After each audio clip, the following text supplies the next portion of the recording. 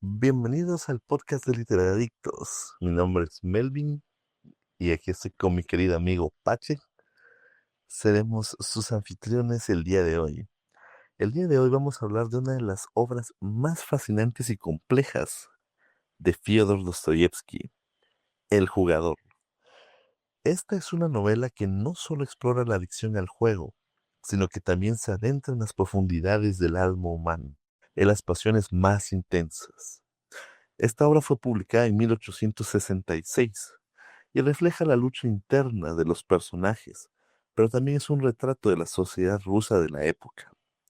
A través de la vida de Alexei Ivanovich, Dostoyevsky nos muestra los peligros del juego y la autodestrucción.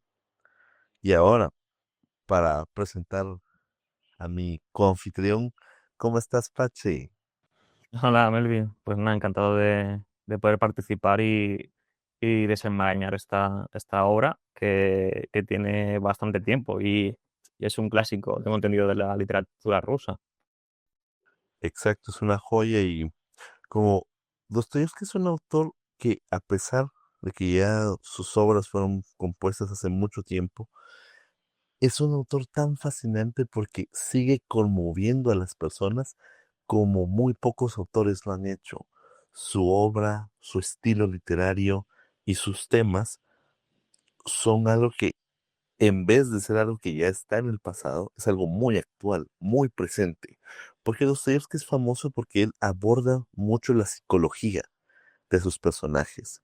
O sea, no es simplemente una narración como la narración desde el punto de vista de un testigo, como estoy presenciando esto desde afuera.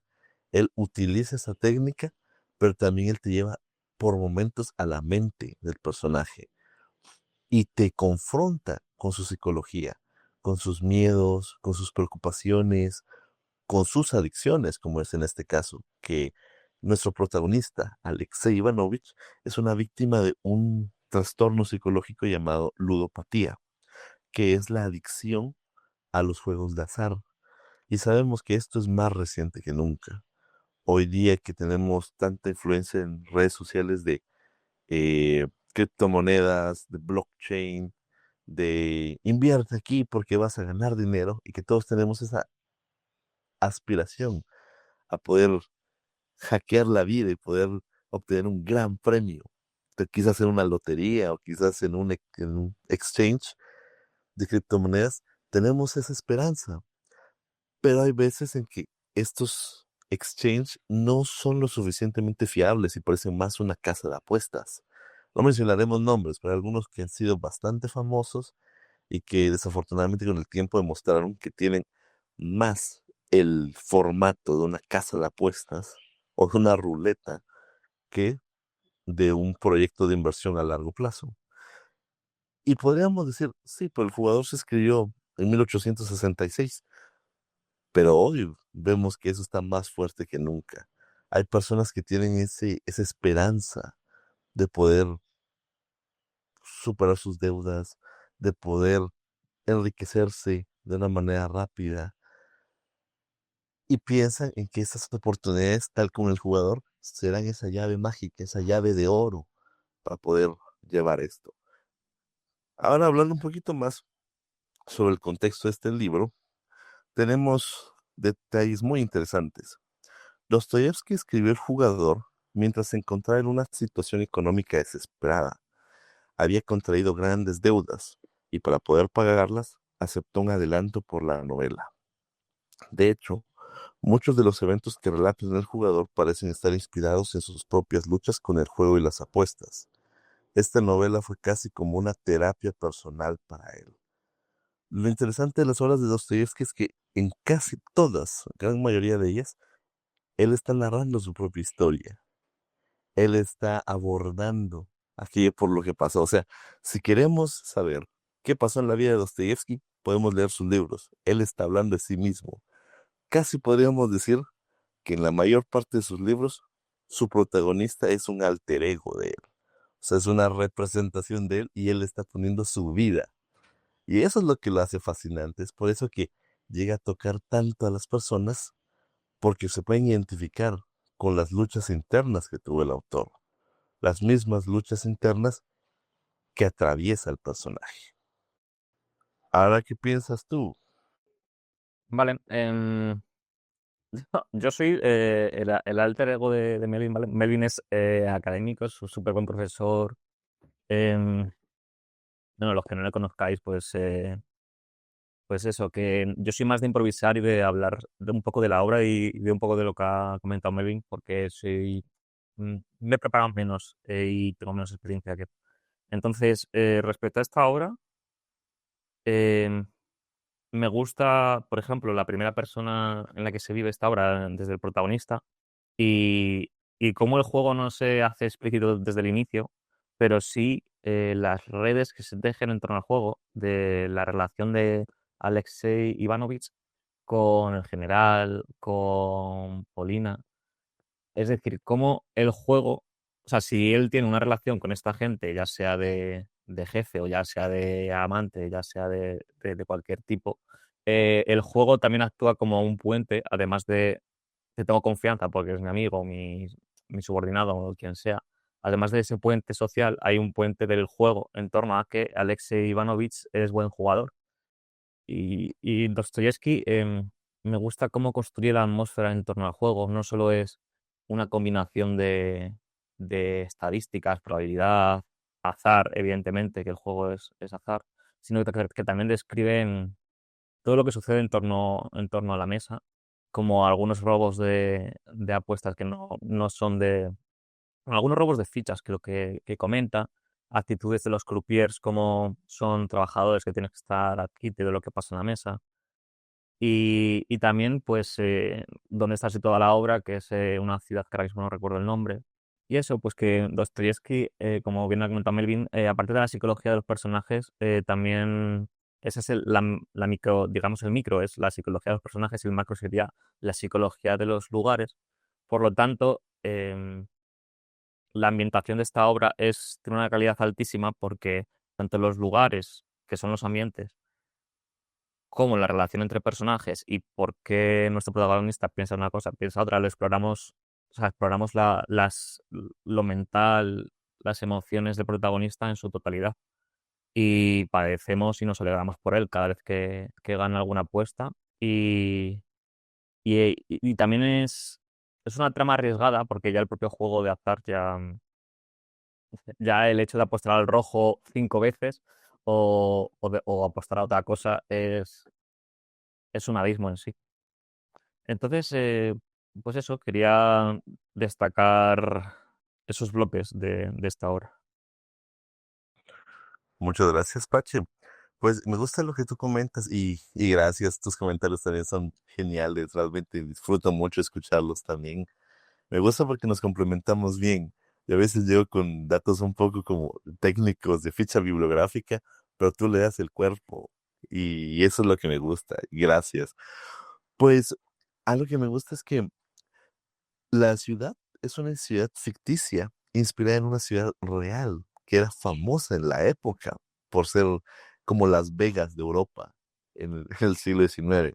La ciudad ficticia se llama Ruletenburg, como el burgo de la ruleta, Ujú, pero está inspirada en la ciudad de Wiesbaden, en Alemania, que fue justamente una ciudad donde Dostoyevsky vivió en el tiempo que él estuvo exiliado de Rusia, porque Dostoyevsky sufrió el exilio y sufrió la prisión también exactamente por su obra, porque en algunas de ellas había temáticas que criticaban a la sociedad rusa de la época y por ende al sistema zarista.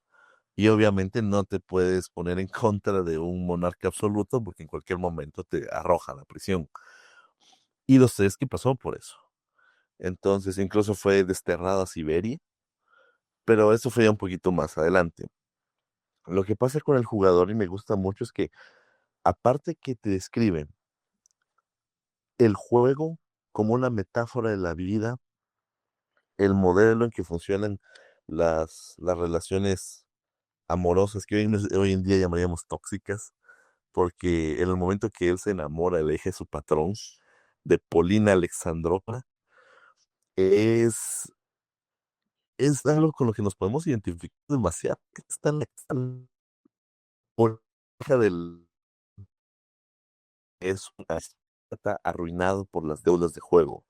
El tipo se ha apostado casi toda su pensión como general. Imaginémonos, un general, o sea, es un puesto bastante elevado en la jerarquía militar. Y el tipo, aún siendo un aristócrata y siendo parte de la élite, él está arruinado, está quebrado.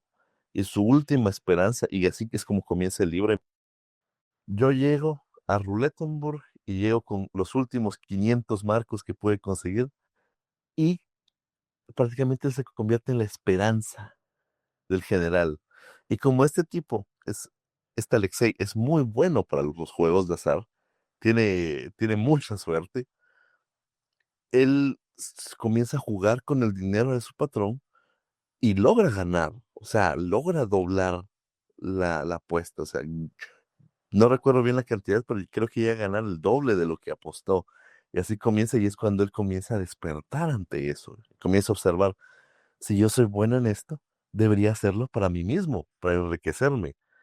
Y díganme si no, hoy día todas las personas sueñan con poder le dar un hack a la vida y poderse enriquecer. Algunas de maneras honestas, otras de maneras un poco más cuestionables, pero todos deseamos ser ricos. Pero al mismo tiempo lo deseamos porque es una necesidad que la sociedad nos ha implantado, porque nosotros que vivimos en la sociedad del consumo, y ojo que estamos hablando de 1866, pero esto parece que es 2025. Es una sociedad de consumo, una sociedad que te dice, si no tienes dinero, no vales ante la sociedad. Si no posees bienes, tú no vales. Y también la temática del amor desmedido. Me gustaría hablar un poquito sobre esto porque Polina es un personaje bastante complejo, porque entre sus rasgos podemos ver que es manipuladora y enigmática. Ella juega con él. Es como él toma a Alexei, al pobre de Alexei, como que si fuera un juguete. De momentos le da un poquito de amor o le demuestra un tanto de afecto y él cae perdidamente enamorado de ella. Y él dice, yo deseo hacerme rico para que así Polina se interese en mí. Y eso se me hace muy actual. ¿Cuántos hombres no hay hoy en día que dicen, si yo quiero salir con una chica necesito tener X cantidad de dinero ya? Que no está mal ser autosuficiente, pero cuando eso se convierte en una obsesión, como lo que sucede con Alexei, es ahí donde está el problema. Es ahí donde radica el conflicto. Porque hay personas que llegan a experimentar una obsesión por el dinero. Y justo la obsesión, tanto por el amor, que no es correspondido, porque Polina nunca corresponde el amor de Alexei. Tanto así que ella está prácticamente comprometida con otro de los personajes, que curiosamente es el prestamista del general. Y lo que sucede es que tienen esta relación de interés con este francés, que ya mencionaremos su nombre, en contraste con que ella sí mantiene cierto interés en Alexei, pero como ve que lo tiene en sus manos, ella juega con él, lo cual es un tanto cruel, pero díganme si no vemos eso hoy en día. ¿Qué dices tú, Pachi? Uf, muchas cosas. Estoy aquí apuntando cual estudiante para ordenar todo lo que estamos hablando un poco. Y me hace mucha gracia las palabras que usamos, interés en el juego, interés en las deudas, también o sea, son estructuras que se dan. El interés, la rentabilidad a nivel empresarial también puede darse. O sea, el interés empresarial es, creo que un objeto me dé más de lo que me está dando en el presente. Y ese pensamiento y ese estrujar de la naturaleza se puede dar también en otras estructuras como son las humanas, las relaciones sociales. El general tiene interés en el protagonista por lo que puede exprimir y Polina igual. Entonces, tanto el amor como el interés, como el dinero, o sea, me gusta cómo a nivel lenguaje estas palabras se mezclan como que tengo una lucha personal con que con que cuantas más palabras podamos usar para definir nuestras realidades, más herramientas tendremos a nuestra disposición. Y, y aquí lo vemos, ¿no? Como, pues en lo que has dicho de cómo Polina, en vez de jugar con la ruleta directamente, lo que hace es jugar con sus pretendientes o su valor, puede ser su belleza o su estatus o lo que sea. Pues eso por una parte, así una anécdota en torno a la palabra que has usado. Déjame repasar por aquí. Mm, eso, que por ejemplo también al protagonista, no me acuerdo ahora el nombre, voy a buscarlo. Alexei, creo que era. Le voy a llamar Alexei. Como comentabas al inicio, habla de que juega con él, no sé si con el dinero de Polina o con el de los general, supongo que con ambos, porque creo que en un momento del inicio Polina le dice que quiere ir a medias con él en todas las apuestas que haga. Y claro, no es lo mismo jugar con el dinero propio que con el ajeno. Por eso Alexei se raya, o sea, se nota que está condicionado de que él no sufre al perder dinero ajeno. Entonces, también tiene una similitud con nuestras vidas, ¿no? Que al final, cuando más aprendemos, no cuando más aprendemos, sino nuestras mayores cicatrices son las que nos damos a nosotros mismos contra los muros, contra los que nos enfrentamos. Que muchas veces, porque un amigo te diga que estás haciendo mal esto por X motivo, por tal no sé qué, no aprendes la lección hasta que no está, lo sientes en tus carnes y no se graba en tu cerebro. O sea, por eso, ¿no? Porque a nivel evolutivo, nuestro cerebro es un descifrador de patrones y cuando vemos que algo nos hace daño, nuestro cerebro dice, no, no, no, por aquí no, y lo graba a fuego. O sea, lo graba muchísimo. En cambio, no es lo mismo una narración de un dolor que el propio dolor, aunque depende, aunque, por ejemplo, las películas son recuerdos que nunca hemos tenido, sensaciones que nunca hemos tenido, y se pueden grabar muchas cosas de ahí. Entonces, bueno, eso por un lado, y también bueno, eso, que al protagonista le gustaría no estar dependiendo de nadie, no depender del general para poder vivir ahí y no depender del dinero para que Paulina se pueda fijar en él. Y básicamente la ruleta es ese personaje principal de otra novela que puede hacer que el protagonista se libere del resto.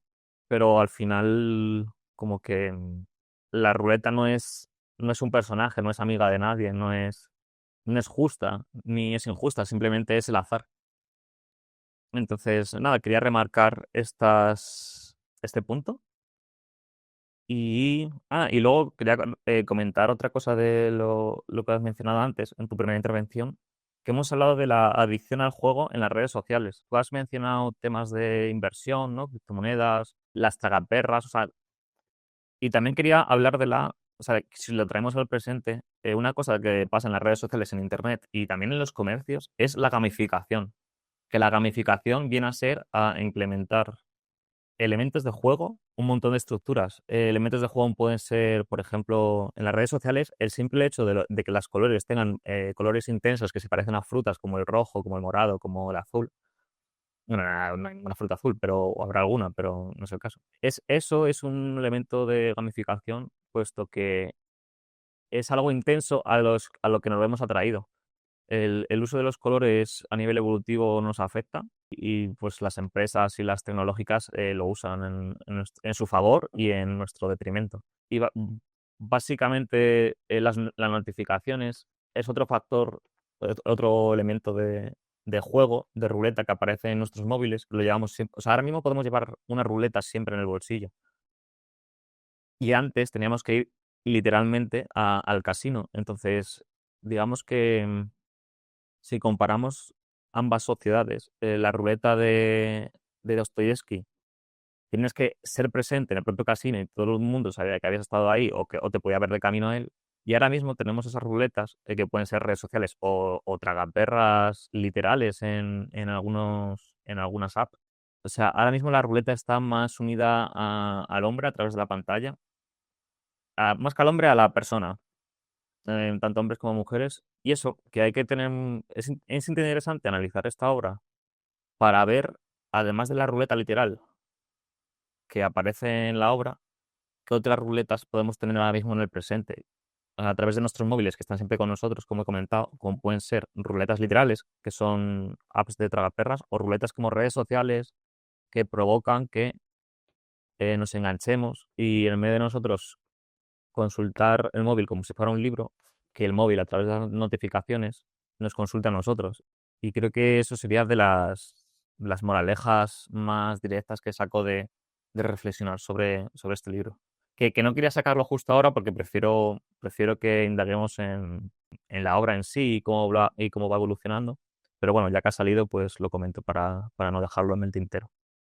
Pues muchas gracias, Pache. Me llama mucho la atención lo que dices y justo ahorita estaba buscando información porque nosotros sabemos que existe algo llamado la psicología del color. Fue un estudio que hicieron técnicos en neuromarketing, en arte, porque sabemos que el color desde siempre ha existido como un estimulante. Por lo que tú decías, cuando nosotros vemos una fresa nos llama la atención su color rojo y tenso. Ya si ves una fresa con un color mustio, un rojo un poco más pálido, ya se ve que está mal. Y es algo que viene desde nuestra evolución, porque el ser humano aprendió a identificar qué frutos eran aptos para consumo y cuáles no, de acuerdo a los colores, qué, qué plantas eran medicinales, cuáles eran venenosas. Es lo que vemos, por ejemplo, con ciertos animales, que como estas ranas venenosas, que tienen unos colores muy vivos, muy fuertes, casi colores neón, pero que al momento de que las tocas, eso es un veneno terrible. Entonces, este impulso que llevamos por los colores es algo que está dentro del chip, nuestra placa madre del cerebro que ha evolucionado durante tantos miles de años. Pero ahora los especialistas en marketing se dieron cuenta que el color despierta ciertos estímulos en la mente y que si se utiliza orientado a venderte un producto, esto puede generar beneficios económicos inmensos porque se ha hablado mucho del marketing y de su versión 2.0 que es el neuromarketing. O sea, antes era, mira, te voy a vender esto porque este producto te puede servir. Este bolígrafo es un buen bolígrafo, tiene buena calidad, pinta bien y todo. Pero ahora vemos que, y ha sido algo un tanto cuestionado, también hay un debate muy fuerte sobre eso, porque algunas personas han determinado esto como una especie de manipulación, como tú decías. O sea, nos están estimulando para que compremos o actuemos de una manera específica, lo cual eh, prácticamente mina nuestra capacidad de decisión. Y siguiendo la teoría liberal del liberalismo que propone que tú eres un individuo y debes tener derecho a tomar tus propias decisiones, eh, y ser tu propio agente, ¿será que somos realmente libres bajo todos los estímulos que nosotros tenemos? La teoría del color, la psicología del color, comenzó a establecer sus cimientos con el famoso filósofo y escritor Goethe, Johann Wolfgang von Goethe, en 1810. ¿Cuánto no se ha estudiado desde 1810 a la fecha? Y quiero leer una parte que encontré muy interesante en Internet. La estrategia conocida como psicología del color es una herramienta poderosa en el marketing, ayudando a las marcas a comunicar un mensaje específico sin necesidad de palabras. Colores vibrantes pueden energizar a tu audiencia, mientras que tonos más suaves podrían tranquilizarle y generar confianza. Los colores pueden estimular las percepciones y reacciones, y así influir en el comportamiento de compra. Los colores tienen tal impacto que pueden identificar a las marcas por sí mismos.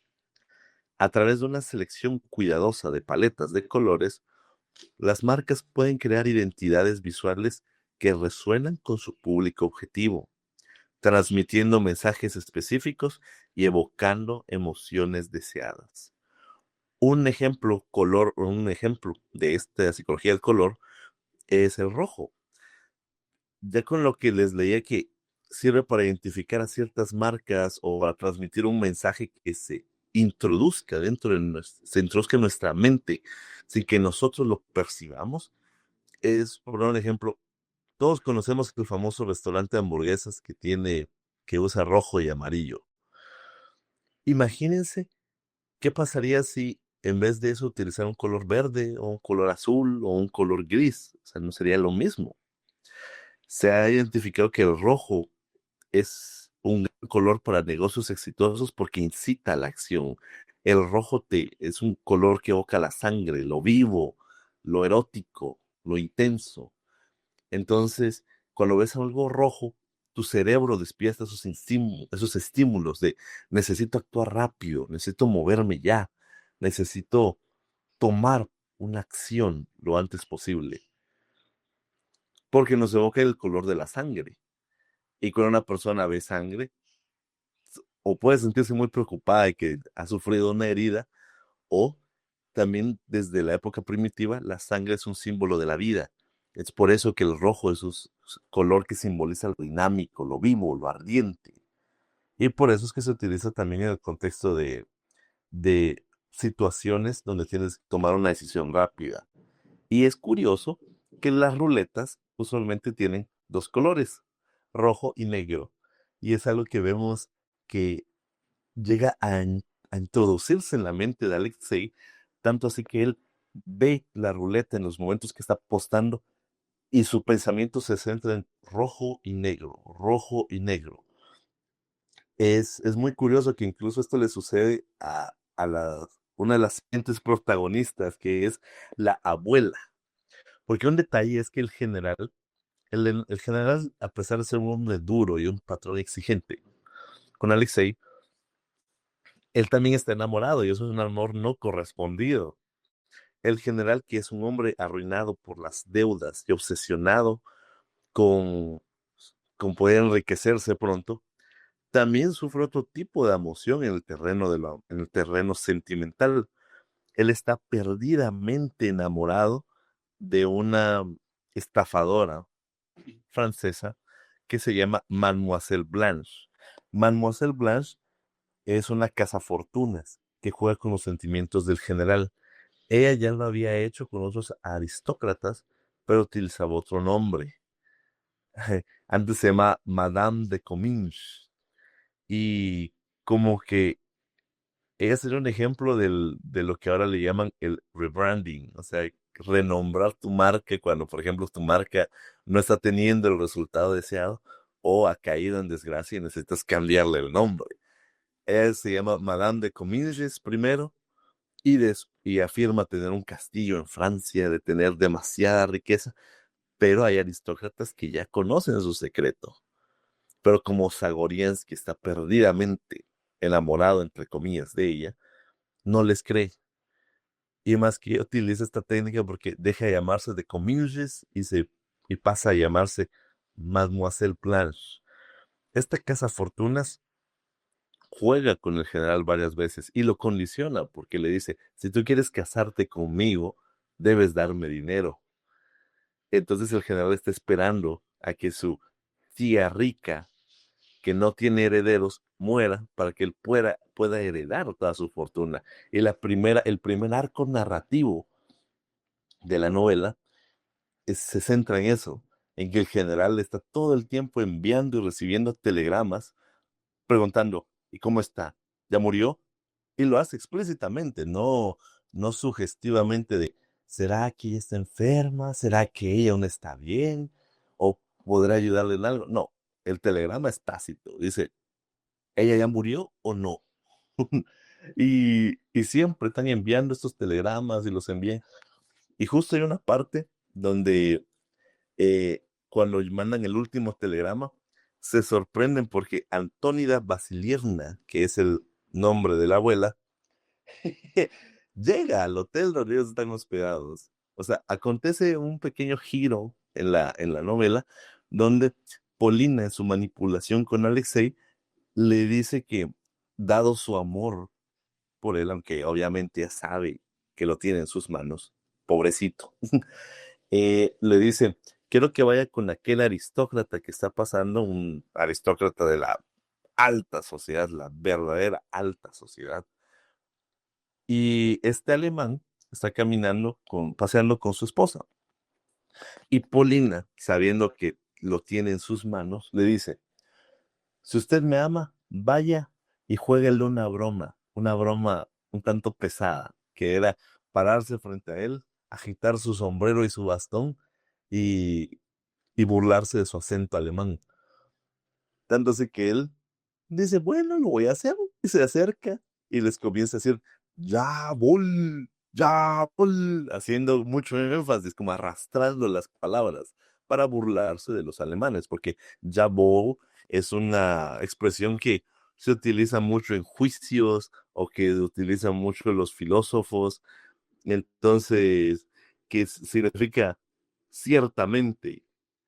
Entonces es muy, muy curioso porque él quería burlarse de este aristócrata y le dice, sí, de hecho, ciertamente, y se lo repite y se lo repite.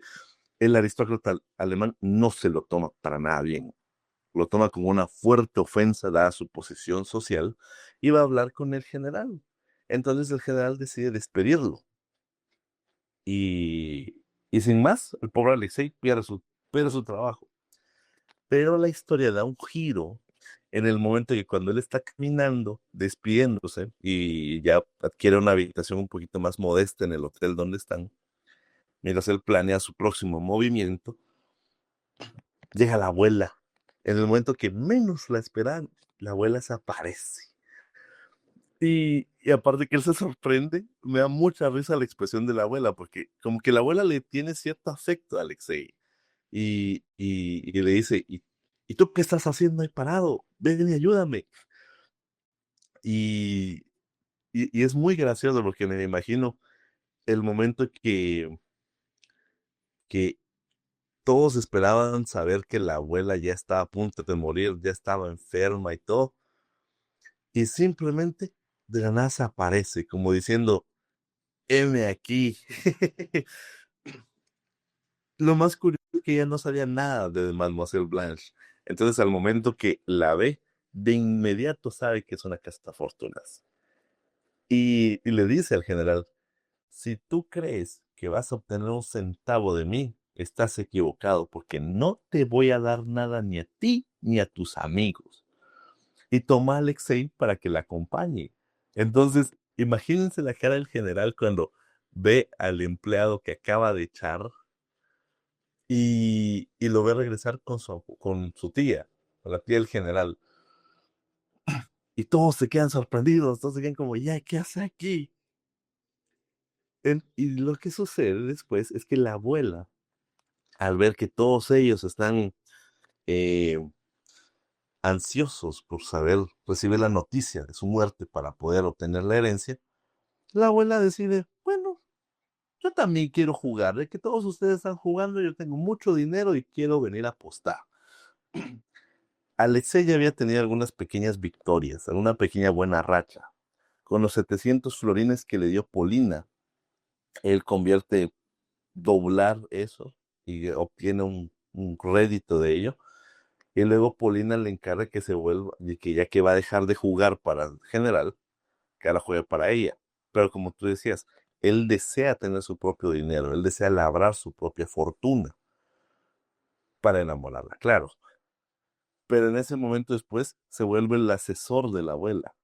Antónida desea jugar, Antónida desea sentir esa emoción. Y quiera que no, para los que han jugado, aunque sea una lotería, ustedes saben que en ese momento que uno está en la mesa, tu cerebro comienza a bombear tanta dopamina, tantas endorfinas, tantas sustancias que te hacen sentir invencible, te hacen sentir como, wow, tal vez sí puedo ganar. Y es peor aún si llegas a ganar, porque llegas a experimentar eso de, wow, gané. ¿Y si gano en la siguiente ronda? Y en la siguiente, y es lo que le llaman el síndrome del jugador. Porque juegas una vez y ganas. Tu cerebro bombea dopamina al, al 100 por hora. Entonces, tu cerebro sigue sintiendo esa emoción de necesito más, porque el cerebro es adicto a la dopamina. Por eso es que cuando uno hace ciertas actividades y que uno disfruta, pero uno se obsesiona con ellas, eso puede volverse un trastorno, como lo es la ludopatía. Al final, la abuela comienza a apostar, de momentos obtiene una buena racha y gana, pero al momento de perder, en vez de decir, bueno, ya perdí mucho, mejor me retiro, ella se llega a obsesionar aún más que Alexei y sigue teniendo la esperanza que ella va a ganar en la siguiente ronda. Y lo peor es que por momentos gana, entonces su obsesión vuelve a hacerle que apueste y dobla la apuesta y así sigue hasta que de repente, como tú mencionabas al principio, nos habla también de estos personajes secundarios o terciarios que son los crupieres. Un croupier es aquel que se encarga de atender las mesas de juego. Y me da risa cómo los describe diciendo, los crupieres ven a sus víctimas y cuando toman cartas es como si fueran unos carniceros a punto de desollar a su víctima, porque la vieron y supieron, esta es una viejecita a la que vamos a poderle ganar. Y como ella estaba sintiéndose invencible después de ganar, ella pierde todo. Después ya con todo lo que avanza la obra, la abuela llega a endeudarse más que por 900.000 florines. Imagínense, esa es una cantidad estratosférica actualmente, que está casi a punto de perder su finca porque ellos la utilizan como garantía para obtener un préstamo. Y obviamente, como son turistas, la tasa de cambio era mucho más alta al momento de convertir sus monedas por francos. Y está casi a punto de perder todo. Y cuando ya está prácticamente arruinada y se retira, antes de irse ella dice, voy a intentarlo una vez más. Y lo peor es que gana y se reinicia todo este ciclo, ese círculo vicioso vuelve a estallar. Entonces, me llama la atención cómo en medio de esta vorágine, en medio de este huracán de emociones, poco a poco Alexei decide irse. Él dice, yo voy a empezar mi propia vida siendo jugador. Y llega a ganar en un golpe de suerte, llega a ganar mucho dinero. Y curiosamente, cuando Mademoiselle Blanche ve que el general está arruinado, que la abuela ya no tiene ni un centavo, que solo tienen lo último que les queda para retornar en el tren, regresar a su país, decide irse con él y le dice, yo te volveré un pequeño rey, solo dame la mitad de todo lo que has ganado y te haré feliz. ¿Cuántos de nosotros hoy en día no nos sentimos emocionados de decir, con el dinero me va a dar la felicidad? Cuando yo sea rico voy a ser feliz.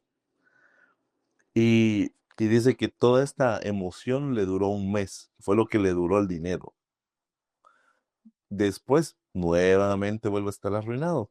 Pero hay un personaje que todavía no hemos hablado, que es un personaje crucial, que es el personaje de Mr. Ashley.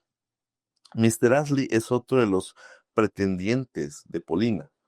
Es un inglés. Y este inglés es reservado, noble y representa la mesura en contraste con los personajes principales. O sea, es como la voz de la conciencia, que incluso en el momento en el que Alexei llega a sumirse en el punto más bajo de su obsesión, él llega a quedarse en la calle y solo llega a tener unos cuantos florines, él comienza a aconsejarlo y le dice que deje de apostar, que Polina realmente lo amaba. Es algo dudoso, pero eso dijo él, porque Polina se va con él. Al principio Alexei se vuelve celoso, pensando que era porque sí, usted la estaba pretendiendo. Pero él dice, pero, pero en realidad ella está enamorada de usted. La cuestión es que él llega a aconsejarle que deje de apostar, que deje esa vida, porque esa vida que lleva lo va a dejar arruinado. Entonces, eh, pero obviamente Alexei no quiere creer. Alexei no desea hacer caso. Y me gusta parte del diálogo, porque dice, se os voy a compartir. Mr. Ashley me escuchaba con cierta sorpresa. Esperaba seguramente encontrarme hosco y abatido, dada su situación de indigencia. Sea lo que sea, estoy muy satisfecho de ver que usted ha conservado toda su independencia de espíritu e incluso su alegría, dijo en tono bastante desagradable. La amistad se basa frecuentemente en la humillación. No me disgustan sus observaciones, reconoce Alexei. Únicamente los rusos pueden ofrecer tantos contrastes. En efecto, a este hombre le gusta ver a su mejor amigo humillado ante él. Luego Mr. Ashley le dice, como que fuera la voz de su conciencia. Usted se ha embrutecido, observó. No solo ha renunciado usted a la vida, a los intereses personales y sociales, a los deberes de hombre y de ciudadano y a sus amigos, pues usted tenía amigos, como yo. Ha renunciado también a sus recuerdos, todo a causa del juego. Conocí a usted en un momento apasionado y decisivo en su existencia, y estoy seguro de que ha olvidado sus mejores impresiones de aquel tiempo. Basta, Mr. Ashley, por favor, no evoque el pasado, exclamé casi con cólera. Sepa que no he olvidado nada, pero que temporalmente lo he desterrado todo de mi cabeza, incluso los recuerdos, hasta que rehaga mi situación. Entonces, usted verá, volverá a la vida. Y estas palabras que le dice Mr. Ashley a Alexei son una frase lapidaria. Usted estará aquí todavía dentro de 10 años. Apostemos a que le recordaré esto. Si para entonces vivo, aquí mismo, en este mismo banco. Me llama la atención cómo le dice, usted puede decirlo que en el momento que se enriquezca, va a cambiar y su vida va a dar un giro nuevamente. Pero yo le aseguro que pasados 10 años, usted va a seguir aquí, va a seguir encerrado en ese ciclo de perder y ganar, y usted no va a saber parar. Y me llama mucho la atención porque eso es algo que pasa mucho. O sea, las personas llegan a obsesionarse con algo, ya sean las apuestas, sean los vicios, o incluso hasta cosas buenas como el trabajo, y llegan a dejar de vivir por esa obsesión. Se convierten en Alexei, quedan embrutecidos, diría él. Están encerrados en este círculo autodestructivo que no las deja salir. Y, y me llama mucho la atención que justo en ese momento, en ese último momento desesperado, en el que él ya no tiene nada, ya ha perdido todo el dinero, toca su bolsillo y se da cuenta que le queda un único florín. Y me llama mucho la atención este párrafo que les comparto. Él dice, tengo una corazonada, me quedan 15 luises y en cierta ocasión empecé con 15 florines. Si al principio se juega con prudencia, seré un chiquillo, es posible, pero ¿quién me impide que haga mi vida? Con un poco de energía puedo en una hora cambiar mi suerte.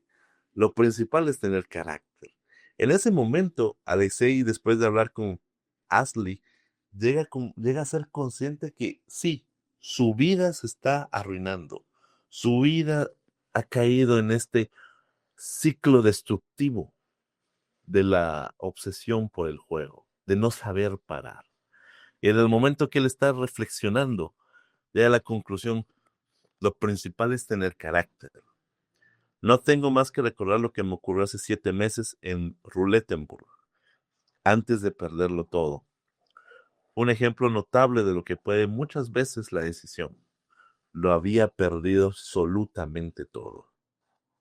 Al salir del casino, siento que dentro de mi bolsillo se mueve algo. Es un florín. Ya tengo bastante para comer. Él llegó a una situación de indigencia tal que ni siquiera sabía si iba a tener comida ese día. Ya tengo bastante para comer, me dije. Pero después de haber andado unos 100 pasos, cambié de parecer y me morí. Puse aquel florín en el manque. Verdaderamente se experimenta una sensación singular cuando solo, en tierra extraña, lejos de la patria y de los amigos, y sin saber si uno podrá comer el mismo día, se arriesga el último florín. Gané. Y cuando 20 minutos más tarde salí del casino, me hallaba en posesión de 170 florines. He aquí lo que son las cosas, lo que a veces puede significar el último florín. Y si yo ahora perdiese ánimos y no me atreviera a tomar nuevas decisiones, no, no, mañana, mañana todo habrá concluido. Y con este final abierto es como nos deja el gran Fyodor Dostoyevsky con esa duda de ¿Alexei volvió a apostar al día siguiente? Porque vemos cómo la suerte da giros. La suerte, como dicen, a veces sonríe y a veces no. En el momento que él tenía solo un florín, un único florín, decide apostarlo en vez de comer y gana 170 florines, imagínense. O sea, es como quedarte con tu último centavo y ganar 100 veces eso. Es un golpe de suerte. Y ahí es donde quedamos con eso. Esa incógnita que nos deja Fiodo. ¿Y qué pasó después? ¿Volvió a apostar? ¿Volvió a perderlo todo? ¿Reinició el ciclo? No lo sabemos, porque la ludopatía es algo que no se puede controlar, es algo que lo controla a él. Pero, ¿ahora qué piensas tú, Patrick? Ay, joder, muchas cosas, muchas cosas. Oro, siento orgullo de cómo te has expresado y cómo has desarrollado el resto del libro. Pa, pa, pa. A ver por dónde empiezo a comentar. Me gusta esta relación que tengo contigo, Melvin, de que tú eres como el pilar fundamental del comentario sobre el libro y yo voy dando pinceladas. Eso hace que un cuadro que podía ser normal en tu formato y normal en el mío se convierta en un buen cuadro con muchos matices. Así que voy a proseguir en mis pinceladas varias entre todos los temas, personajes que has dicho. Voy a incidir en el amor tóxico, en primer lugar, y en el personaje de Antonida Vasilevna, la abuela, que básicamente es esta abuela un huracán en la historia, donde trastoca todo lo que ya se ha consolidado en la primera parte del libro. En la primera parte del libro se consolida el hotel, los personajes, la relación entre ellos, y es llegar esta señora y todas esas relaciones entre personajes se trastocan. Es como haciendo la metáfora con el juego, ¿no? Cuando estás jugando algo y de repente alguien da una patada en la mesa y todo salta por los aires, todo se vuelca, las fichas, el tablero, todo, ¿no? Es, eh, es una metáfora narrativa de lo que pasa con el juego en esa parte del libro y claro, y todo se trastoca. En los planes del general, sobre todo, y de Alexei, que de repente está como en vez de él jugando, pues como has comentado bien, está orientando a Antonida. La orienta, pero claro, él no se siente bien, no se sentía bien jugando con dinero ajeno y tampoco se siente bien aconsejando a otra persona que lo puede perder todo o puede ganar, pero claro, es una situación súper complicada para él. Entonces, quería relacionar eso de que Antonida Vasilevna aparece, es un huracán y también es una persona que reconoce solo con la mirada que el general y la persona que tiene al lado, Blanche, creo que era, es una cazafortunas. Reconoce las relaciones que se dan y también aparece, junto con el huracán de Antonida Vasilevna, aparece dentro del juego una nueva variable que no sé si se había contado antes, que es el número cero. Que el número cero es hiper improbable que aparezca en la banca y supuestamente en la narración también era muy improbable que apareciese esta señora ya que tenía muy mala salud y de repente aparece con sus criados, aparece también con una butaca, ¿no? Que los criados la llevan a todos lados con esa butaca porque ya no puede moverse. Y nada, quería hacer esta similitud, ¿no? Entre el juego y la vida, el juego y los personajes del libro, con que Antonida Vasilevna es el cero que trastoca, el huracán que trastoca todas las otras variables. En la de general y luego pues la que he comentado de Alexei. Luego también quería dar la pincelada al amor tóxico que hemos hablado. Que el amor tóxico, si lo tuviera que definir yo, primero definimos el amor para saber lo que no es el amor, ¿no?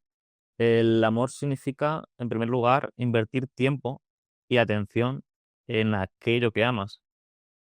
Si tú destinas amor a un juego para conseguir dinero, tú estás amando el dinero, no estás amando el juego. O sea, el juego es una herramienta, un instrumento. Entonces, el amor tóxico consiste en que sea consciente o inconscientemente estás dedicando tiempo o atención a algo que tú instrumentalizas. En este caso, Polina puede amar, sentir amor hacia Alexei, pero en cuanto este amor, esta atención se transforma en un interés, un, una ganancia, ahí es donde en un inicio puedes sentir amor, pero este amor se diluye junto con otras, o sea, este color rojo, por así decirlo, se diluye con un color más gris. Entonces, hay un peligro, ¿no? La toxicidad puede malograrlo todo. Y en este caso, por ejemplo, el amor tóxico es el querer más, querer más, querer más, el valorar las cosas según el dinero, como hemos comentado de que está muy impregnada la idea de que si tienes dinero, al contado vendrá todo lo demás. Eso es en parte porque la sociedad en la que vivimos, el hecho de tener dinero, o sea, creo que se ve como que la felicidad es vivir el presente. Entonces, con dinero puedes vivir un montón de experiencias y no pensar en el futuro ni en el pasado y simplemente estar ahí. Y cuando pierdes todo el dinero, pues tienes que lidiar con la realidad y tienes que planear cosas. Entonces, digamos que la felicidad que se nos vende de manera comercial, de manera falsa, ¿no? Esa falsa felicidad es no pensar en las consecuencias. Y bueno, eso por una parte el dinero. Luego el amor tóxico que tiene en general no sé si es con su tía. Esa relación familiar es tóxica porque no se ve a la tía como un familiar, no se ve la riqueza de tener una tía, no hay riqueza en que tengas lazos familiares, que el general tenga lazos familiares, sino que simplemente la abuela en cuanto se muera, es el acceso a la riqueza. Entonces, el general se hubiera valorado esta relación familiar como Alexei, que supuestamente creemos que tiene una relación distinta, una relación más real con Vasilevna. Por eso le trata cuando llega también y le dice, aconséjame, porque digamos que Antonina Vasilevna cala a Alexei y sabe que le gusta el juego no por conseguir dinero, sino por ese sentirse vivo que tiene. Vamos, eso es lo que interpreto yo. Entonces, la moraleja es que si el general hubiese valorado la riqueza de Antonina Vasilievna, esta le daría su fortuna en herencia porque, porque básicamente es un amor real, no es un amor tóxico que tendría el general hacia la abuela, hacia la tía. Entonces, eso, quería destacar ese amor tóxico y el huracán de Vasilievna. Luego tengo que apuntar como una reflexión de lo que has comentado sobre las marcas y las personas, ¿no? Porque marcas, pues podemos destacar claramente cómo hay pues, la marca de hamburguesa súper famosa, la marca de bebidas también súper famosa, cómo funcionan los colores. Y cómo, por ejemplo, en el amor, si hablamos de amor, cómo las plataformas, como pueden ser Tinder o otras tantas, establecen el amor como un concurso de belleza en el cual deslizas hacia izquierda y derecha según la sensación de belleza que tienes. Y claro, no puedes, digamos, si un humano tiene un montón de perspectivas, que si el ser humano tiene un montón de matices, de aristas, y una plataforma solo te enseña la estética, pues al final se hace un amor tóxico. O sea, puedes tener como estructuras tóxicas de conocer literalmente a una persona o iniciar una conversación basado solo en la imagen. Y como este ejemplo de toxicidad puede haber, pues eso, toxicidad en un montón de relaciones, ¿no? En ese interés falso en las personas, no por ser personas y generar vivencias con ella y experiencias, sino ese interés de, con esta persona que esto voy a estar mejor que ahora. y hago planes en torno a eso, en vez de trabajar en uno mismo y en qué valoramos y en qué creemos que es mejor. O sea, tengo aquí puesto como una reflexión de marcas y personas, pero no sé. O sea, personalmente pienso que las marcas lo que hacen es quitar humanidad a las personas en general, esa sería la reflexión, y que las personas cuando nos juntamos a tomar algo, hablamos de vivencias, hablamos de cómo nos sentimos, nos aconsejamos, nos abrazamos, esas son las personas, y las marcas es, por ejemplo, todas aquellas acciones que a través de redes sociales, como puede ser hacernos fotos en Mallorca, hacernos fotos en la playa, hacernos fotos no sé qué, eso no significa nada, y eso parece que es felicidad, pero realmente no significa nada, es un instante. Lo que mola es la vivencia compartida y ya está. Y luego algunos extras son, pues, irte de crucero, irte a no sé dónde, irte a no sé qué. Entonces, esa diferencia entre felicidad de marcas y felicidad de personas y de humanidad. Luego ya matizando Mr. Ashley, estoy completamente de acuerdo en lo que has desarrollado y, y que esta historia nos habla. El tronco principal es la relación de Alexei con el juego, que es una relación dicotómica de blanco y negro, de uno y cero, y que básicamente Alexei lo que tiene es una espiral, como has comentado, entre perder y ganar, una dicotomía, de que el problema que tiene esta dicotomía es mm, no es de ganar o perder, que eso está bien, que eso lo hacemos todo en la vida, pues eso, al hablar con gente, al hacer amigos, al buscar trabajo, ahí ganamos y perdemos. Pero es que el problema que tiene la ruleta y el juego es que arriesgas muchísimo con cada apuesta, estás arriesgando la totalidad de lo que has ganado, no como pasa en la realidad, que arriesgamos un poco, arriesgamos mucho, es más un... Normalmente en la vida creo que acumulamos ganancias poco a poco y en el juego lo puedes ganar mucho, pero a la vez que arriesgas todo lo que tienes. En esta dicotomía, en esta vida que tiene Alexei, dicotómica entre ganar y perder y en el juego, creo que Alexei no vive. Simplemente su vida es intentar ganar dinero, intentar enamorar a Polina, no lo consigue, por lo tanto, al tener mucho dinero, se distrae con Blanche en París y cuando este dinero se acaba, vuelve a esa espiral. Eso no es una vida, no es una vida de calidad, es una vida que Alexei solo sabe vivir de esa manera y creemos, y con bueno, por el historial que tiene Alexei, yo interpreto que va a seguir siempre viviendo así, pero sí es verdad que su conversación em, con Ashley puede ser el paso a vivir una vida real, una vida más allá del juego, más allá de arriesgarlo todo en cada jugada. Entonces, tengo por aquí apuntado que esa vida que puede tener Alexei, si se quita del juego, pues puede ser una vida no orientado todo en torno a un hotel y la ruleta, sino orientado a pasiones como pueden ser cocinar, pasear, estudiar, conversar con gente, conversar, pues eso, de vivencias, hacer deporte o hacer turismo. Esta obra habla de lo que es el juego y las relaciones en torno al juego, pero también que solo se hable de eso en esta obra. O sea, también es importante de lo que se habla y de lo que no se habla. Y de lo que no se habla es, o sea, se expone muy bien que la vida en torno al juego y a las relaciones como objetos, como rentabilidad, es mala y no es vida. Y luego ya creo que nosotros, con estas conversaciones o con estas interpretaciones, podemos decir que lo que no se cuenta es vida. Es decir, lo que acabo de comentar, de que vivir la nueva vida de Alexei, que no está en la obra y que puede ser la continuación de este final abierto, es encontrar otras pasiones donde ganes y pierdas, que al final cocinar es ganar y perder porque te arriesgas a que salga mal el plato o a lo que sea, pero por el camino ganas pues cocinar con otra persona al lado o que sea, o enseñar, pues al final pues creo que me quedo con esa lección o con esa interpretación para finalizar esta obra de la que hemos hablado y que tiene mucha relación con la actualidad porque el juego, aunque antes fuera diferente por los medios que tenían, tanto las empresas como las marcas, como un montón de entidades, como empresas, siguen jugando con nuestras vidas, tanto individuales como colectivas.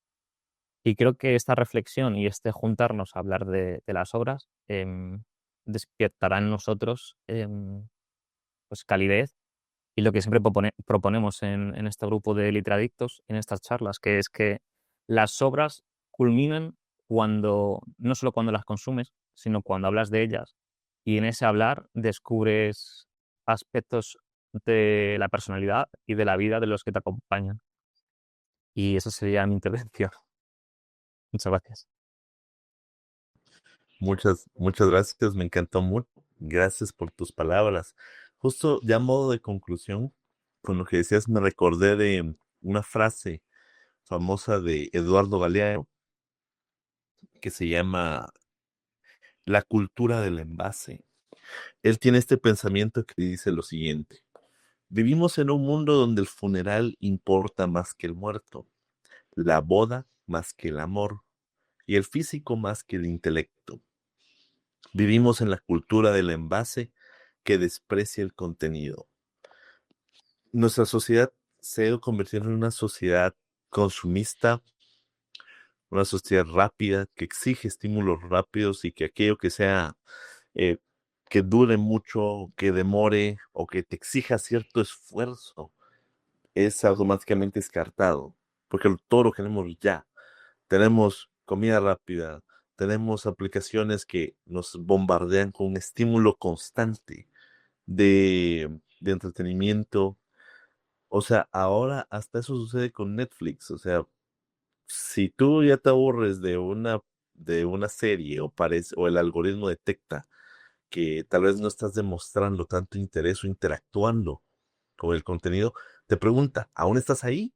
¿O deseas ver algo más? O sea, es una sociedad que siempre debe estar en movimiento, que siempre debes estar haciendo algo. Tenemos la sobreproducción, tenemos, o como diría Byung-Chun Han, con esto de la sociedad del cansancio. O sea, somos una sociedad que no para. Si paras, te ves como ocioso, como holgazán. O si no tienes, te ves como una persona pobre, una persona miserable, que por ende no tiene eh, ni nada que aportarle a la sociedad.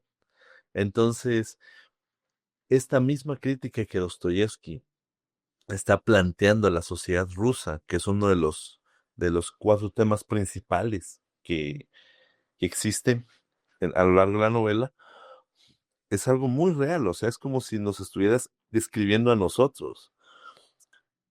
Y ya como palabras de cierre, me gusta mucho que podemos obtener lo siguiente de este famoso libro, de este maravilloso texto que, aunque es una de las novelas más cortas de Dostoyevsky, en comparación con Crimen y Castigo o Los Hermanos Karamazov, que son novelas voluminosas, esta es muy pequeña, pero es tan poderosa.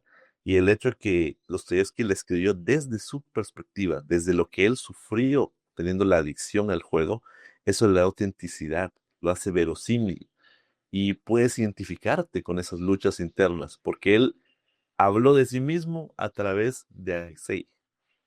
O sea, Alexei es un alter ego, es un espejo de él. Y eso se me hizo fascinante. Ya como cierre, podemos decir, el juego como una metáfora de la vida. Más allá de las apuestas en la ruleta, el juego representa los riesgos emocionales, financieros y sociales que siguen siendo actuales. Las decisiones impulsivas, la búsqueda constante de validación y la obsesión por ganar a toda costa son elementos que podemos ver reflejados hoy en adicciones tecnológicas, mercados financieros o incluso relaciones humanas. El control del deseo que se presenta en el jugador nos invita a reflexionar sobre la importancia del autocontrol y la autoconciencia para evitar caer en patrones de comportamiento destructivos. La lucha contra la autodestrucción. Esto es muy importante porque en el jugador lo hemos dividido en cuatro etapas, o así lo identifico yo. La primera donde Alexei es el tutor de los hijos del general, o sea, es un Alexei más centrado, que le gusta el juego, pero que no está obsesionado con él. O sea, además no juega para sí, juega para los otros.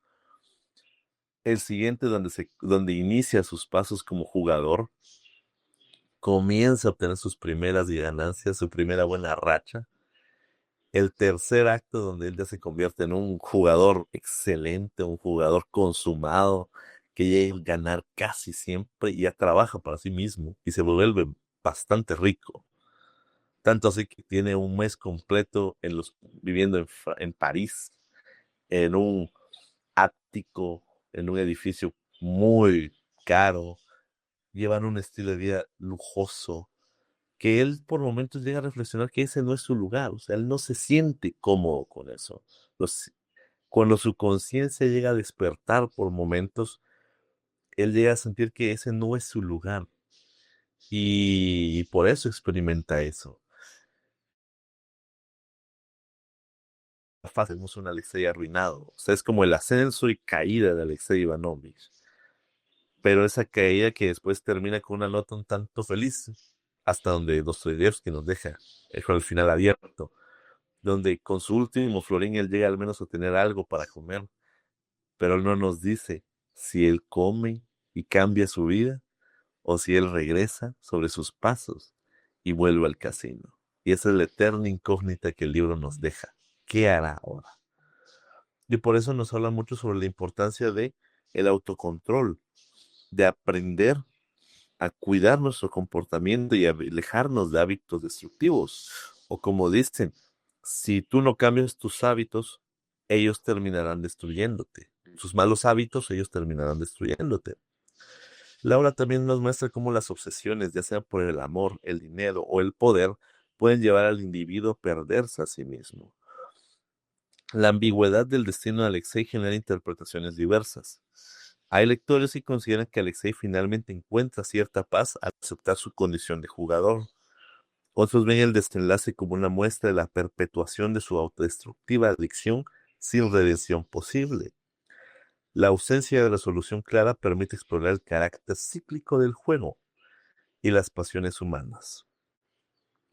Entonces vemos que esta obra, que fue escrita tan solo en 26 días, por encargo, con el riesgo de que Dostoyevsky perdiera todos sus derechos sobre sus libros previos, que fue escrito en tiempo récord y que fue la taquígrafa que contrató para ayudar, porque él lo pudo escribir dictándole una taquígrafa, que después fue quien lo ayudó a superar su adicción porque terminó casándose con ella y fue quien lo apoyó en la redacción de una de sus obras más famosas, que es Crimen y Castigo, que la escribió en paralelo al jugador, o sea, escribió dos novelas al mismo tiempo y las dos son novelas fascinantes. Vemos cómo, al menos desde el punto de vista de Dostoyevsky, él se pudo redimirse. De Alexei no sabemos, la historia no continúa, pero lo podemos dejar como una reflexión de qué podemos hacer para no ser como Alexei, para no caer en ese ciclo autodestructivo. Que esa es una palabra clave a lo largo del libro, ciclo, porque en las 4 fases del libro vemos ese ciclo. Él gana, pierde, gana, pierde, gana, pierde, y así se mantiene. Y nos hace reflexionar sobre cómo podemos vencer esos ciclos adictivos o dañinos que podemos tener en nuestra vida. Y eso es todo de mi parte. A mí me encantó este libro, me fascinó. Dostoyevsky es un genio y este libro me encantó. Le doy un 10 de 10 y, y eso sería todo de mi parte. Te dejo las palabras finales, Pache. Sí, pues muchas gracias. Muy bien. La conclusión mía, o sea, completamente, o sea, repetiría tus palabras, básicamente.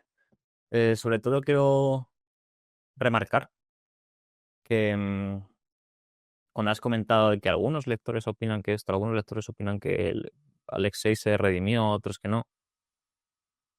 Quería remarcar que muchas veces hablamos de qué pasaría con este personaje y tal, pero las obras están escritas por autores para las personas. Entonces, la pregunta, está bien que nos hagamos qué querría decir el autor, o sea, si el protagonista se redime o no, pero la pregunta es si el lector quiere hablar de su vida, si el lector quiere reflexionar sobre en qué se parece su vida a la del protagonista, o qué estructuras pueden ser similares a la vida del lector y qué tipo de Alex quiere ser el lector. Remarcaría finalmente eso para la conclusión final. Y nada, pasaría al siguiente bloque de lo que hemos comentado antes, Melvin, de iniciar la charla, de hacer una recomendación lectora breve de los libros que estamos leyendo o de los libros que queremos recomendar. Que yo creo que, vamos, que pueden ser... Estos libros que queremos recomendar pueden ser que sean libros que estemos leyendo y nos gusten tanto que queramos compartirlos, o simplemente algún libro que queramos compartir y que hayamos leído hace 10 años, hace 5. Lo importante es que este bloque sean de libros que queremos compartir o que tienen una fuerza especial que tiran hacia algún lado, alguna dimensión humana que nos han tocado. Muchas gracias, Pache. Pues primeramente, yo recomendaría seguir sumergiéndose en Dostoyevsky, porque Dostoyevsky tiene una obra vastísima y aborda diferentes temáticas, es realmente fascinante. Y en todas sus novelas vamos a tener un elemento autobiográfico.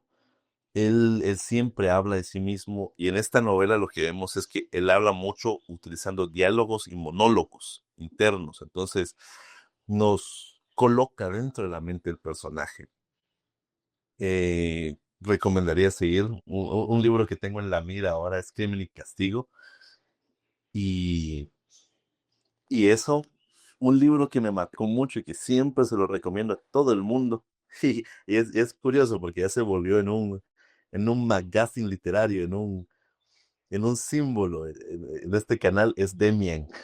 Yo amo Demian, amamos Demian, porque Hermann Hesse nos presenta a Emil Sinclair de una manera como el niño que tiene dudas, el niño que deja el hogar materno en un sentido metafórico para comenzar su visión y crear su propia percepción del mundo. O sea, él deja de ser un receptor pasivo y se convierte en un actor, en una persona que plantea sus propios cuestionamientos, que busca encontrar la verdad por sí mismo, busca entender las cosas a su propia manera. Y ese libro me encanta porque aunque es un libro corto, es profundísimo. Es un libro que te invita a reflexionar y, como diría el famoso Diego Rosarín, hacerte la pregunta ¿por qué crees lo que crees? Y siempre que él me pide una recomendación les digo, lean Demian. Demian es clave. Creo que todo el mundo debería leer Demian porque te enseña a crear un pensamiento crítico fascinante. Y otra, ya si les gusta algo más igualmente profundo y que los haga cuestionarse, pero de una manera más lúdica, más, ¿cómo lo podríamos decir? Que llegue a conmoverlos mucho también, le recomendaría El Principito. Es un libro que hasta los niños lo leen y qué bueno que así lo hacen, porque aunque parece un libro para niños, es un libro realmente escrito para adultos usando la perspectiva de un niño. O un niño que se pregunta por qué las cosas son así, por qué las personas actúan de determinada manera.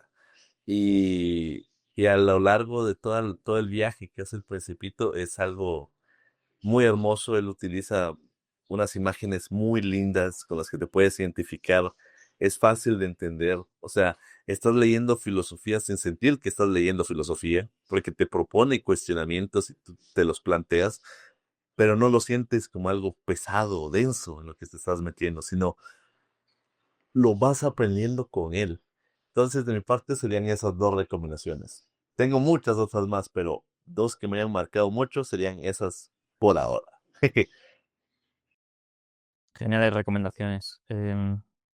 Pues yo insistiría en que la gente que no conozca el canal de Telegram a través del cual este proyecto es posible, es el canal de Telegram Literadictos, y ahí hace poco, creo que fue Arieli la que puso literalmente, dejando un momento que lo confirmo, sí, Areli, puso una imagen de describe tu personalidad en 3 libros y trayéndolo, voy a repetir pues los mismos libros que ha dicho Melvin, que yo las recomendaciones o sea, a raíz de esa pregunta que hizo Areli, contesté que mi personalidad lectora eran los libros de Demian, El Principito y Gloria Fuertes.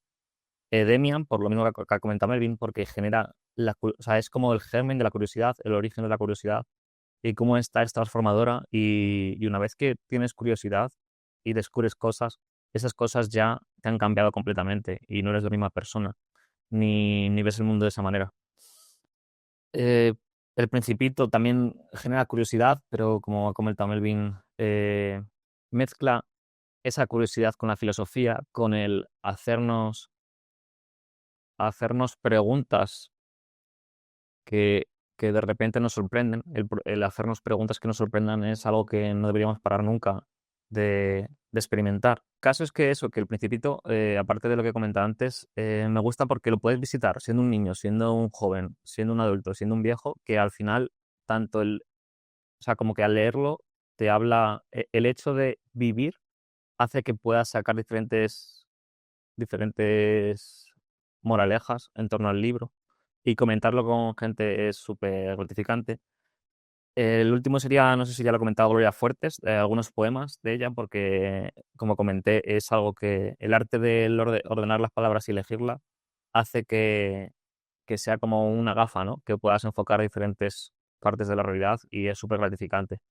Eh, Esa sería la recomendación gratificante, o sea, gratificante la recomendación de lo que ha dicho, o sea, incidiendo un poco sobre lo que ha dicho Melvin y una dinámica que hay en el canal de Telegram. Y luego otros dos libros que me gustaría comentar, que estoy maravillados por ellos, es La ciencia del pecado, que básicamente habla de cómo nos pasamos la vida rodeado de tentaciones dirigidas específicamente a nuestros impulsos primarios y cada vez están más personalizadas. Habla sobre los 7 pecados capitales y te habla también sobre la historia de la cultura, del cerebro, de cómo nos juntamos normalmente en tribus de 150 personas, que son el máximo que podemos memorizar más o menos, y cómo la religión, a través de los 7 pecados capitales, ha actuado como una garantía de sostenibilidad, de seguridad a las comunidades mucho más grandes. Y cómo en la actualidad, al cambiar, bueno, habla un poco de eso, es interesante saber cómo los pecados ahora mismo nos tientan. Y es una lectura muy gozosa, muy actual y tiene un lenguaje muy sencillo. Y luego hay otro que a raíz de consumir contenido de Diego Rosarín se llama Superficiales de Nicolás Carr, que habla de cómo los instrumentos y cómo la tecnología tiene mucha más peso en las decisiones que tomamos en la actualidad. Y esas serían mis recomendaciones para finalizar este bloque y para despedir ya por fin esta charla que teníamos pendiente sobre el libro del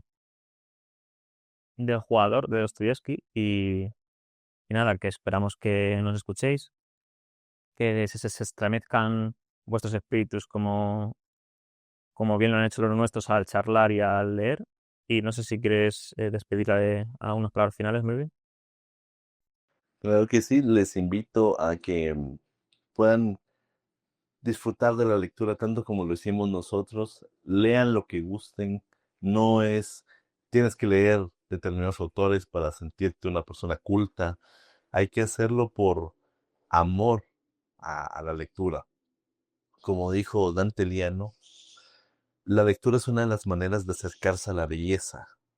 Y puedes leer lo que gustes. Puedes leer Brandon Sanderson, puedes leer a Dostoyevsky, puedes leer a Paulo Coelho, lo que gustes, lo importante es que leas, porque leer va a darte la oportunidad de desarrollar pensamiento crítico, de vivir experiencias nuevas a través de la piel de los personajes, de conocer mundos nuevos, de sentir ese placer que solo un libro sabe dar. Solo aquellos que hemos tenido la fortuna y el privilegio de acercarnos a un libro, lo podemos decir, es algo que se tiene que vivir para, para entenderlo. Porque uno puede hablar mucho de los beneficios de la lectura, hablar de cómo es útil dentro de la sociedad, pero lo más importante es que hay que vivirlo. Lee lo que gustes, lee aquello que te sientas cómodo. Como dijo el buen Jorge Luis Borges, lee lo que te guste y lo que te dé placer. No leas por obligación. Así leas una tira cómica, leas una historieta, o leas a Thomas Mann o a James Joyce, como nosotros empezamos a hacer ahora y que está haciendo un buen desafío. Lo importante es que lo hagas, porque no hay ninguna manera, una manera tan efectiva para encontrarse a sí mismo que a través de los libros. Porque aunque lees historias de otras personas y seres que no existen en la realidad, pero llegas a tener un diálogo contigo mismo tan poderoso que es maravilloso, y aquel que no lo hace se lo pierde. Pero los invitamos a todos los que nos puedan escuchar a que lo hagan. Y de igual manera, que puedan, si gustan, unirse a nosotros en nuestro canal de Telegram.